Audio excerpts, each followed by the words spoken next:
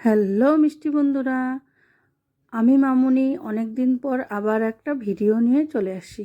ভিডিওটা দেখে হয়তো বুঝতেই পেরেছো যে এখন রাস পূজা চলছে।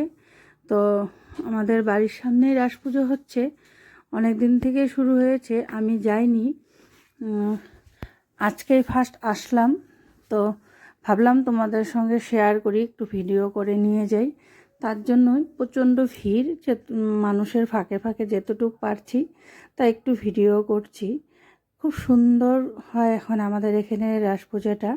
গোয়ালপাড়া ডিস্ট্রিক্টের মধ্যে বলতে পারো এখন দুধনই রাস পূজাটা অনেকটাই বড় হয়ে গেছে। দুইটা জায়গা, দুইটা মানে মেলা দুই ভাগে বিভক্ত হয়। এক সাইডে মিনাবাজার, আর এক সাইডে রাস পূজার যে ফিল্ডে হয় সেখানে মেলা হয়, অনেকটাই বড় হয়। দূর দূরের থেকে মানুষ আসে আমাদের এখানে রাস পূজা দেখতে।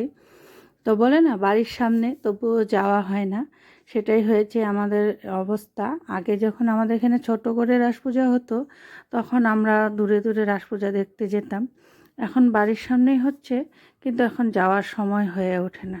তো আজকে আর আলসি না করে বেরিয়ে পড়লাম সবাই মিলে রাস পূজাটা দেখতে। তাই ভাবলাম তোমাদের সঙ্গেও একটু শেয়ার করি আমাদের দুধনই রাস পূজা। ভালো লাগলে এসো তোমরাও দুধনইতে রাস পূজা দেখতে। খুব সুন্দর হয়, অনেক বড় মেলা হয়। আর যদিও মেলার ভিডিওটা করা হয়নি, আরেকদিন গেলে হয়তো করব তোমাদের জন্য। তো খুব ভালো লাগলো, তাই ভাবলাম শেয়ার করি। এখানে দেখো রাধাকৃষ্ণর আরেকটা মূর্তি বানিয়েছে।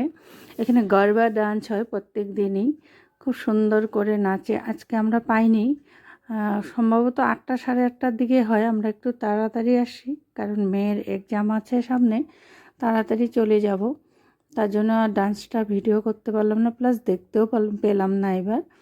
তো আরেকদিন চেষ্টা করব একটু ডান্সটা ভিডিও করার। এই যে আমার মা দাঁড়িয়ে আছে, আমরা ওইখানে দেখছিলাম। বড় একটা রাধাকৃষ্ণ আছে। তো আজকের জন্য এই পর্যন্ত।